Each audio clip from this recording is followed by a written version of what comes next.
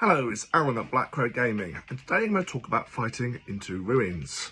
So, the first thing I'm going to get out of the way is if you are playing on certain house rules, such as WTC rules, a lot of this will not apply. Okay, so if you are playing rules such as WTC, look at their rules pack, and they have slightly different rules.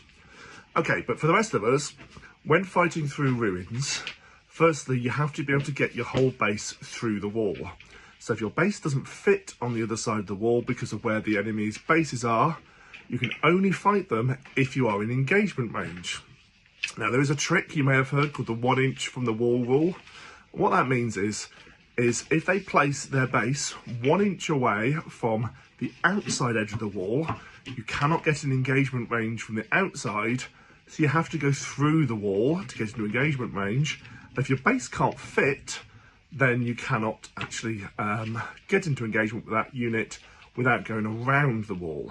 Now, what has been proven mathematically is, for example, with a 3mm wall, no matter what base size you have, a 25mm base can fit between your bases, no matter how close you put them together. So just bear that in mind, the 1 inch rule does not work against 25mm bases, okay?